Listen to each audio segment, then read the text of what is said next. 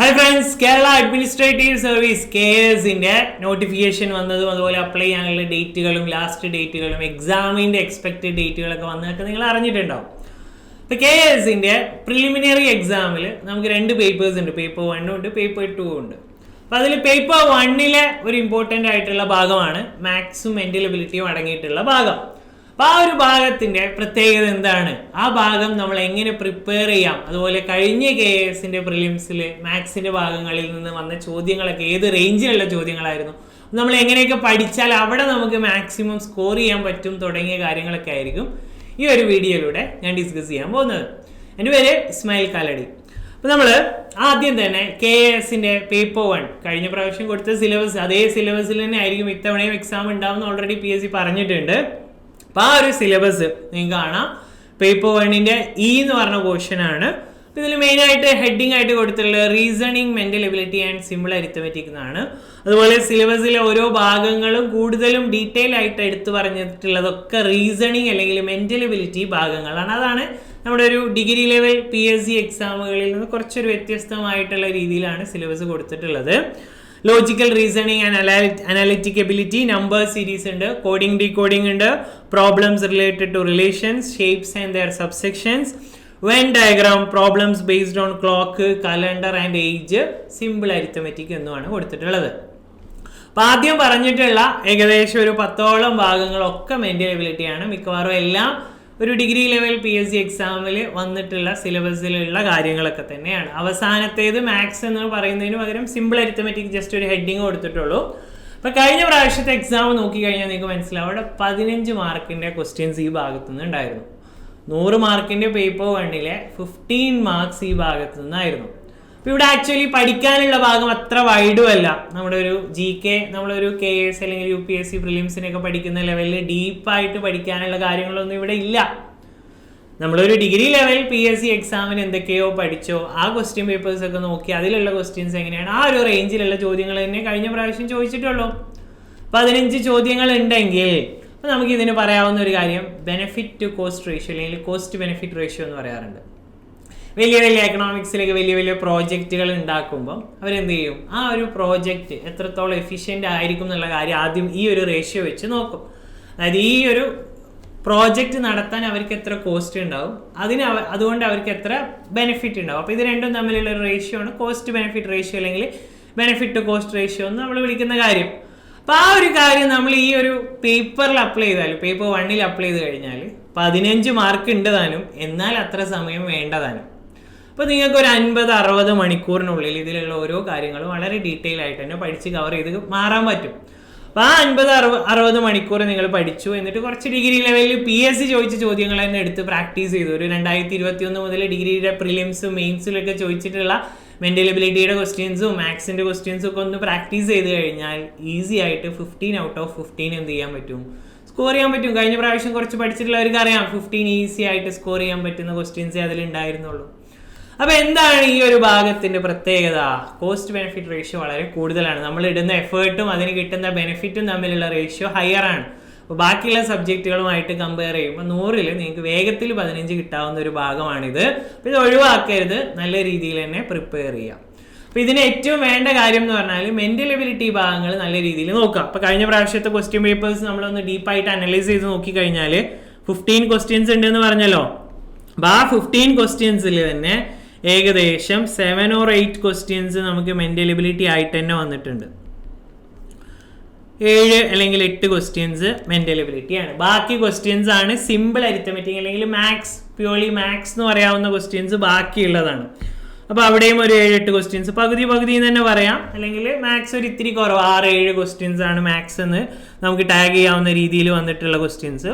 അപ്പോൾ അതിൽ പ്രത്യേകിച്ച് ശ്രദ്ധിക്കേണ്ട ഒരു കാര്യം, നമ്മുടെ ഡിഗ്രി ലെവൽ PSCയുടെ സിലബസിൽ മാത്സിൽ ആക്ച്വലി 12ഓളം ടോപ്പിക്കുകളുണ്ട്, പല ടോപ്പിക്കുകളുണ്ട്. പക്ഷേ ഇവിടെ ഈ ഒരു പരീക്ഷയ്ക്ക് സിമ്പിൾ അരിത്തമെറ്റിക് ജസ്റ്റ് ഒരു ഹെഡിങ്ങേ കൊടുത്തിട്ടുള്ളൂ. അപ്പോൾ ഇതിൽ വന്നിട്ടുള്ള ചോദ്യങ്ങൾ നോക്കിക്കഴിഞ്ഞാൽ പെർസെൻറ്റേജിൽ നിന്ന് ചോദ്യം വന്നിട്ടുണ്ട്, പ്രോഫിറ്റ് ആൻഡ് ലോസിൽ നിന്ന് 2 ചോദ്യം വന്നിട്ടുണ്ട്. അപ്പോൾ ആ ഭാഗത്ത് തന്നെ 3 ചോദ്യങ്ങൾ കവർ ചെയ്തു പോയി. പിന്നെ ടൈം, സ്പീഡ് ആൻഡ് ഡിസ്റ്റൻസിൻ്റെ ഒരു ക്വസ്റ്റ്യൻ, ടൈം ആൻഡ് വർക്കിൻ്റെ ഒരു ക്വസ്റ്റ്യൻ. അപ്പോൾ ആ ഒരു രീതിയിൽ ബേസിക് അരിത്തമെറ്റിക് ലെവലിലുള്ള ക്വസ്റ്റ്യൻസ് ആണ് കൂടുതലും വന്നിട്ടുള്ളത്. എന്തൊന്നും വന്നിട്ടില്ല, മെൻസുറേഷൻ ചോദ്യങ്ങളോ പ്രോഗ്രഷൻ എക്സ്പോണൻസ് അങ്ങനെ ഹയർ ലെവൽ മാത്സിൽ വരുന്ന കാര്യങ്ങളൊന്നും ഇതിൽ വല്ലാതെ വന്നിട്ടില്ല. കൂടുതൽ മെന്റൽ എബിലിറ്റിയും ബാക്കി ഈ ഒരു ബേസിക് മാത്സ്. അപ്പോൾ നിങ്ങൾ നല്ല രീതിയിൽ പഠിക്കേണ്ട ടോപ്പിക്സ് ശ്രദ്ധിക്കുക. നമ്പേഴ്സ് നല്ല രീതിയിൽ പഠിക്കുക, ഫ്രാക്ഷൻസ് പഠിക്കുക, percentage, profit and loss, simple interest, compound interest, അതൊക്കെ ഒരേ തട്ടിൽ പോകുന്ന കാര്യങ്ങളാണ്. Ratio, time, speed and distance, average, അതൊക്കെ നല്ല രീതിയിൽ പഠിക്കുക. ബാക്കിയുള്ള വളരെ ഡീപ്പായിട്ടുള്ള മെൻസുറേഷൻ 2D 3D അങ്ങനത്തെ ചോദ്യങ്ങളൊന്നും കഴിഞ്ഞ ആ ഒരു 15 മാർക്കിൽ വന്നിട്ടേ ഇല്ല. അപ്പോൾ ആ ഒരു ക്വസ്റ്റ്യൻ പേപ്പറിൽ കുറച്ച് ഇമ്പോർട്ടൻ്റ് ആയ ക്വസ്റ്റ്യൻസ് നമുക്ക് ഇതിൻ്റെ കൂടെ തന്നെ ഡിസ്കസ് ചെയ്യാം. ഇപ്പോൾ KS പ്രിലിമിനറി പ്രിപ്പയർ ചെയ്യുന്നവർ നിർബന്ധമായും ഈ 15 മാർക്കിന് നല്ല രീതിയിൽ നോക്കുക. അതിനുള്ള എഫേർട്ട് അത്ര കൊടുത്താൽ തന്നെ നല്ല മാർക്ക് കിട്ടുന്ന ഒരു ഏരിയയാണ്. കോസ്റ്റ് ബെനിഫിറ്റ് റേഷ്യോ നല്ല കൂടിയ ഒരു ഏരിയയാണ്. അപ്പോൾ അതുകൊണ്ട് തന്നെ ആ 15ൽ മാക്സിമം കരസ്ഥമാക്കാൻ എല്ലാവരും ശ്രദ്ധിക്കുക. അപ്പോൾ നമുക്ക് കഴിഞ്ഞ KSന്റെ പ്രിലിംസിൽ ചോദിച്ചിട്ടുള്ള കുറച്ച് ഇമ്പോർട്ടൻറ്റ് ക്വസ്റ്റ്യൻസ് ഒന്ന് നോക്കാം. ഈസി ആയിട്ട് എങ്ങനെ ഈ ക്വസ്റ്റ്യൻസ് സോൾവ് ചെയ്യാം എന്നുള്ള കാര്യവും ഒന്ന് ഡിസ്കസ് ചെയ്യാം.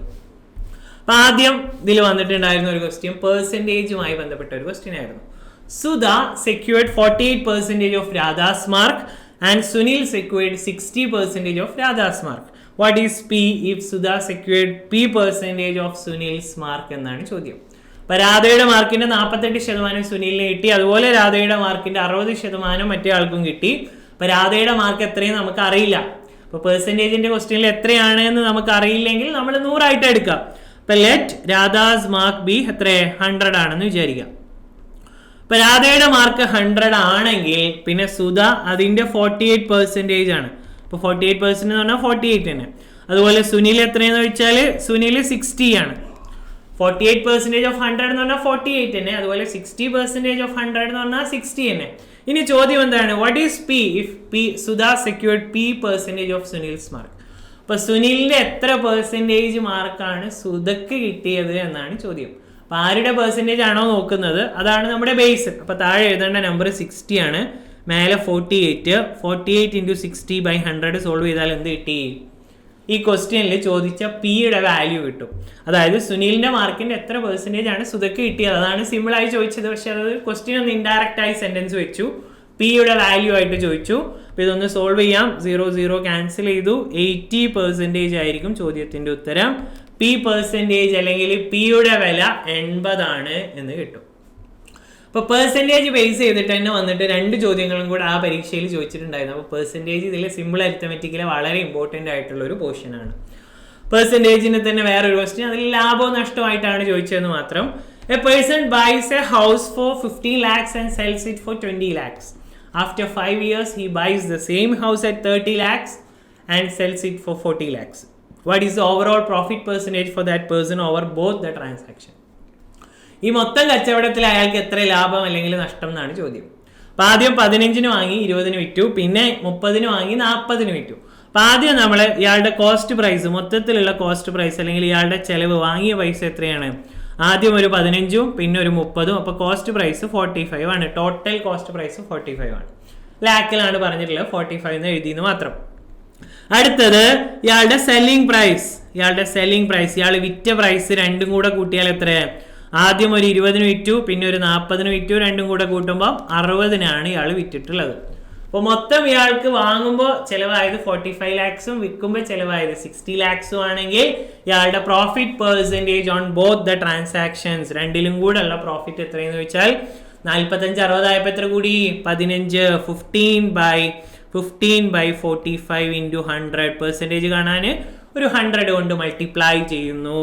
അപ്പോൾ ഇതും ക്യാൻസൽ ചെയ്തു. 1/3 × 100 ചെയ്യുമ്പോൾ 33.33% എന്നൊരു നമ്പറിലേക്ക് നമ്മൾ എത്തും. ഓപ്ഷൻ ബി ആണ് ചോദ്യത്തിന്റെ ഉത്തരം. അപ്പൊ എന്ത് മനസ്സിലായി? 2 ക്വസ്റ്റ്യൻസ് പെർസെൻറ്റേജ് വന്നു. പെർസെൻറ്റേജ് എന്ന് പറഞ്ഞാൽ പെർസെൻറ്റേജിന്റെ ആ ഒരു ലോജിക്കൽ തന്നെ എടുക്കുന്ന പ്രോഫിറ്റ് ആൻഡ് ലോസിന്റെ വേറൊരു ക്വസ്റ്റ്യനും കൂടെ വന്നിട്ടുണ്ടായിരുന്നു. അടുത്ത വന്ന ഒരു ക്വസ്റ്റ്യൻ എന്ന് പറഞ്ഞിട്ടുണ്ടെങ്കിൽ അതും പ്രോഫിറ്റ് ആൻഡ് ലോസിൽ നിന്നുള്ള ക്വസ്റ്റ്യൻ തന്നെയാണ്. അപ്പൊ ആ പെർസെൻറ്റേജ് പ്രോഫിറ്റ് ആൻഡ് ലോസ് അത് നല്ലൊരു ഇമ്പോർട്ടൻ്റ് ആണ് സിമ്പിൾ അരിത്തമെറ്റിക് ഭാഗത്തിൽ. Radhika sold her treadmill on OLX to a customer at a loss of 6% of the original cost. If she had sold it for ₹1250 more, she would have gained 4%. What is the original cost of the treadmill? അപ്പോൾ ആദ്യത്തെ കേസിൽ അയാൾ എന്താ ചെയ്തത്? ഒരു 6% ലോസിലാണ് വിറ്റത്. പിന്നെ ഇത്ര പൈസ കൂട്ടിയിരുന്നെങ്കിൽ അത് 4% ഗെയിൻ ആയേനെ എന്നാണ് പറഞ്ഞിട്ടുള്ളത്. അപ്പം ആദ്യത്തെ സിറ്റുവേഷനിൽ നമ്മളെപ്പോഴും ആലോചിക്കേണ്ടത് നമ്മുടെ കോസ്റ്റ് പ്രൈസ് തുടക്കത്തിലുള്ള വില 100% ആണ്. അപ്പം അതിൽ നിന്നൊരു 6% ലോസ് എന്ന് പറഞ്ഞാൽ അത് എത്രയാണ്? 94% ആയി. 6% ലോസ് അതിൽ നിന്ന് പോയാൽ 96 ആയി. അടുത്തത് ഗെയിന് ഒരു 4% ഗെയിൻ അടിച്ചു. അപ്പോൾ എത്രയായി? 104 ആയി. 104 ആയി. അപ്പോൾ ഈ 2% തമ്മിലുള്ള വ്യത്യാസമാണ് 1250 രൂപ എന്ന് പറഞ്ഞിട്ടുണ്ട്. അതായത് ഇവിടെ നിന്ന് നമ്മൾ 1250 കൂട്ടിയാൽ അവിടെ എത്തും. അപ്പം ആ ഒരു പെർസെൻറ്റേജുകൾ തമ്മിലുള്ള വ്യത്യാസം എത്രയാണ്? 10%. 10% 1250 ആണ്. ഒറിജിനൽ കോസ്റ്റ് എപ്പോഴും 100 ആണ്. അതിൽ നിന്നാണ് കൂടുകയും കുറയുകയും ചെയ്യുന്നത്. കോസ്റ്റ് പ്രൈസ് എപ്പോഴും 100 ആണ്. ഇപ്പം 10% 1250 ആണെങ്കിൽ 100% 12500 ആയിരിക്കും. ഒരു 0 ആഡ് ചെയ്താൽ മതി. 10-ന് 1250 ആണെങ്കിൽ 100-ന് ഒരു 0 കൂടും. ഉത്തരം 12500. ഓപ്ഷൻ എ ആയിരിക്കും കറക്റ്റ് ആൻസർ ആയിട്ട് ഇവിടെ വരുന്നത്. അപ്പോൾ 3 ചോദ്യങ്ങൾ നമുക്ക് ഒരേ ടോപ്പിക്കിൽ നിന്ന് കിട്ടി. പിന്നെ വന്നിട്ടുണ്ടായിരുന്ന ഒരു ചോദ്യം ടൈം ആൻഡ് വർക്കിന്റെ ചോദ്യമായിരുന്നു. സിമ്പിൾ അരിത്തമെറ്റിക് ഭാഗത്ത് നിന്ന് വന്ന വേറൊരു ചോദ്യം ടൈം ആൻഡ് വർക്കിന്റെ ചോദ്യമായിരുന്നു. ഇപ്പൊ ടൈം ആൻഡ് വർക്കിന്റെ വന്ന ചോദ്യം ഇതായിരുന്നു: a man can plough A field alone in 20 days. ഒരാൾക്ക് ഒരു ഫീൽഡ് കിളക്കാൻ എത്ര സമയം വേണം? 20 ദിവസം വേണം. ഇപ്പൊ മാൻ എന്ന് എഴുതിയിട്ട് അതിന് നേരെ 20 എന്ന് എഴുതാം. ഹിസ് വൈഫിന് അതേ ജോലി ചെയ്യാൻ 25 ദിവസം. When they plough the field with their son, 3 പേരും ചേർന്ന്, അതായത് മെന്ന്, വൈഫ്, സണ്ണും കൂടെ ചേർന്നാവുമ്പോൾ 5 ദിവസം. അപ്പോൾ നമുക്ക് എഴുതാം M+W + സണ്ണ് എത്രയാ? 5 days. How many days would the son take if he were to plough the field alone? ഒറ്റക്കാണെങ്കിൽ, സൺ ഒറ്റക്കാണെങ്കിൽ ഈ ജോലി തീർക്കാൻ എത്ര ദിവസം എടുക്കും എന്നാണ് ചോദ്യം. ഇപ്പൊ ടൈം ആൻഡ് വർക്കിന്റെ ക്വസ്റ്റ്യനിൽ നമ്മൾ ടോട്ടൽ വർക്കും ആ ഒരു ആളുകളുടെ എഫിഷ്യൻസി ഒക്കെ സോൾവ് ചെയ്തിട്ടാണ് ഇത് എടുക്കുന്നത്. 20-ന്റെയും 25-ന്റെയും 5-ന്റെയും LCM എടുക്കുക. ഇതിന്റെ LCM എത്രയാ? ലസാഗു LCM 100 ആയിരിക്കും. 20, 25, 5-ന്റെ LCM 100 ആണ്. അപ്പൊ 100-ന് ഇങ്ങോട്ട് ഡിവൈഡ് ചെയ്യുമ്പോൾ 5, ഇങ്ങോട്ട് 4, ഇങ്ങോട്ട് ഡിവൈഡ് ചെയ്യുമ്പോൾ 20. അതിനർത്ഥം മെന്നിന്റെ എഫിഷ്യൻസി, ഈ ക്വസ്റ്റ്യനിൽ എഫിഷ്യൻസി ഓഫ് മാൻ 5 ആണ്, എഫിഷ്യൻസി ഓഫ് വൈഫ് 4 ആണ്. മെന്നും വൈഫും സണ്ണും കൂടെ ഉണ്ടാവുമ്പോൾ എഫിഷ്യൻസി എത്രയാ? 20 ആണ്. നമുക്ക് വേണ്ടത് സൺ ഒറ്റയ്ക്കുള്ള ദിവസമാണ്. അപ്പൊ സൺ ഒറ്റയ്ക്ക് എത്ര ദിവസം ജോലി ചെയ്യും, അല്ലെങ്കിൽ എത്ര ദിവസം ജോലി ചെയ്യണം എന്ന് ചോദിച്ചാൽ നമ്മൾ ചെയ്യേണ്ടത് ആദ്യം എഫിഷ്യൻസി ഓഫ് സണ്ണ് കാണാം. സണ്ണിന്റെ എഫിഷ്യൻസി കാണുന്നു. എഫിഷ്യൻസി ഓഫ് സൺ എന്ന് പറഞ്ഞാൽ 3 പേരും കൂടെ 20 ആണ്. അപ്പൊ സൺ ഒറ്റയ്ക്ക് എത്ര? 20 - 5 + 4, ബാക്കിയുള്ള 2ഉം കൂടെ കുറച്ചു. സണ്ണിന്റെ എഫിഷ്യൻസി 11 ആണ്. മെന്നിന്റെ എഫിഷ്യൻസി 5, വ്യൂമന്റെ 4, സണ്ണിന്റെ 11. അപ്പൊ സൺ എത്ര ദിവസം എടുക്കും എന്ന് ചോദിച്ചാൽ 100/11 ആയിരിക്കും ഉത്തരം. ടോട്ടൽ വർക്ക് എപ്പോഴും LCM ആയിരിക്കും, അത് മാറാൻ പോകുന്നില്ല. അപ്പൊ 100/11ന്റെ മിക്സഡ് ഫ്രാക്ഷൻ 9 1/11 ഡേയ്സ്. അതിനെ മിക്സഡ് ഫ്രാക്ഷൻ ഫോമാറ്റിലേക്ക് മാറ്റി 9 1/11 ഡേയ്സ് എന്നുള്ള ഒരു ഉത്തരത്തിലേക്ക് നമ്മൾ എത്തി. അപ്പോൾ 3% റിലേറ്റഡ് ക്വസ്റ്റ്യൻ, ഒരു ടൈം ആൻഡ് വർക്കിന്റെ ക്വസ്റ്റ്യൻ വന്നിട്ടുണ്ടായിരുന്നു. പിന്നെ വന്നിട്ടുണ്ടായിരുന്നത് നമ്പർ സീരീസിന്റെ 2 ക്വസ്റ്റ്യൻ ആണ്. സീരീസുകളുമായി ബന്ധപ്പെട്ട നമ്പർ, ആൽഫബറ്റ് ഒക്കെ മാറിപ്പോകുന്ന സീരീസുകളുടെ 2 ക്വസ്റ്റ്യൻ ഉണ്ടായിരുന്നു. അപ്പൊ അതിലൊരു എക്സാമ്പിൾ ക്വസ്റ്റ്യൻ നമുക്ക് നോക്കാം. ഇത് ആൽഫ ന്യൂമറിക് സീരീസ് എന്ന് പറയും. അതായത് ആൽഫബറ്റും ഉണ്ട് നമ്പറും 2 ഉൾപ്പെട്ട ഒരു സീരീസ് ആണ്. അപ്പൊ ഇത് ആദ്യം നോക്കുക, ആൽഫബറ്റുകൾ എങ്ങനെയാണ് മാറുന്നത് നോക്കാം. Give the next in the series ABCDEF. അപ്പൊ അടുത്ത 2 ആൽഫബറ്റ് നിങ്ങൾക്ക് ഗസ് ചെയ്യാം. അടുത്ത 2 ആൽഫബറ്റ് GH ആയിരിക്കും. അപ്പൊ ഈ GHന് ഇടയിലാണ് നമ്മുടെ നമ്പർ വരേണ്ടത്. അപ്പൊ ഇടയിൽ വന്ന നമ്പേഴ്സ് നോക്കിക്കേ. ആദ്യത്തെ നമ്പർ 9 എന്ന് പറഞ്ഞാൽ 3യുടെ സ്ക്വയർ ആണ്. അടുത്ത നമ്പർ 49 7ന്റെ സ്ക്വയർ ആണ്. അടുത്ത നമ്പർ 121 11ന്റെ സ്ക്വയർ ആണ്. അപ്പൊ എത്ര കൂടി പോകുന്നത്? അവിടെ കൂടി പോകുന്നത് 3 7 4 കൂടി 7 11 4 കൂടി സ്ക്വയർ ചെയ്ത് പോവാണ്. അപ്പൊ അടുത്ത നമ്പർ 15ന്റെ സ്ക്വയർ ആയിരിക്കും. അപ്പൊ 15ന്റെ സ്ക്വയർ എത്ര? 225 ആയിരിക്കും. ഓപ്ഷൻ ഡി ആയിരിക്കും ചോദ്യത്തിന്റെ കറക്റ്റ് ആൻസർ ആയിട്ട് വരുന്നത്. അപ്പൊ ഇതൊക്കെയാണ് കുറച്ച് ഈ ഒരു ഭാഗത്ത് നിന്ന് വന്നിട്ടുണ്ടായിരുന്ന ക്വസ്റ്റ്യൻസ്.